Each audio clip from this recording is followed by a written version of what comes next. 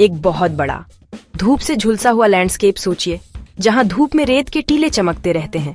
ये सहारा रेगिस्तान है, धरती की सबसे मुश्किल जगहों में से एक। फिर भी यहाँ भी जिंदगी किसी न किसी तरह से अपना रास्ता ढूंढ ही लेती है। टीलों के बीच एक कमाल का जानवर घूमता है, एडैक्स, जिसे कभी कभी सफेद एंटीलोप या स्क्रूहॉर्न एंटीलोप भी कहते हैं। उसके घुमावदार सींग और हल्के रंग का कोट उसे रेगिस्तान की मुश्किलों में भी जिंदा रहने में मदद करते हैं।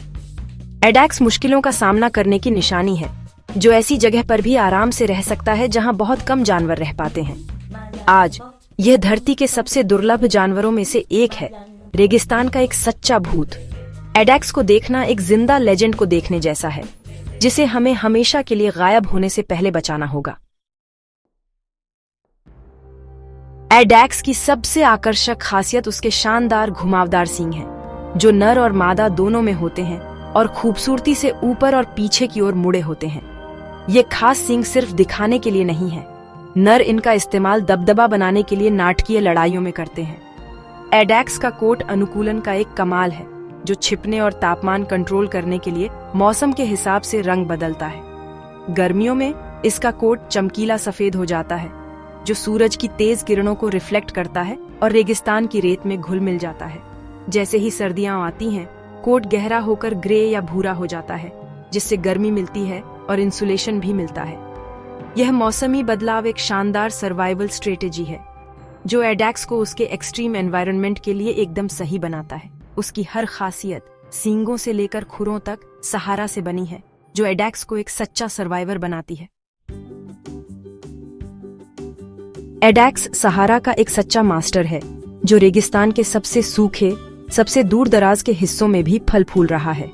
ज्यादातर जानवरों के उलट एडैक्स अपनी पूरी जिंदगी बिना पानी पिए जी सकता है, डेजर्टी पौधों से नमी लेकर जिंदा रहता है।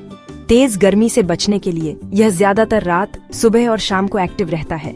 एडैक्स छोटे खानाबदोश झुंडों में रहते हैं, जिनका नेतृत्व एक डोमिनेंट नर करता है, जो हमेशा नई घास की तलाश में रहते हैं। साथ मिलकर वे शांत, हवा से भरी सहारा में सफर करते हैं, जो धरती के सबसे मुश्किल एनवायरनमेंट में से एक के सच्चे सर्वाइवर हैं। सबसे मुश्किल कंडीशन में भी जिंदा रहने की अपनी कमाल की क्षमता के बावजूद एडैक्स अब बहुत ज्यादा खतरे में है। वाइल्ड में खत्म होने की कगार पर खड़ा है। पिछली सदी में इसकी संख्या में बहुत तेजी से गिरावट आई है, जो एक लचीली प्रजाति पर इंसानी असर की दुखद कहानी है। इसका मुख्य खतरा अनियंत्रित शिकार रहा है। उसकी धीमी गति और खुले इलाकों में रहने की आदत ने उसे मॉडर्न गाड़ियों में शिकारियों के लिए एक आसान निशाना बना दिया, जो उसके मांस, खाल और शानदार सींगों के लिए उसका शिकार करते थे। इस लगातार दबाव, लंबे सूखे और तेल की खोज से होने वाले हैबिटेट के नुकसान ने वाइल्ड आबादी को बहुत कम संख्या में धकेल दिया है। आज आखिरी सच्चे जंगली एडैक्स नाइजर में एक ही दूर दराज के इलाके Termit Tin Toumma national nature reserve तक ही सीमित है। यह विशाल संरक्षित इलाका प्रजातियों का अंतिम गैर है, एक आखिरी शरण जहां एक छोटी सी आबादी जिंदा रहने की कोशिश कर रही है।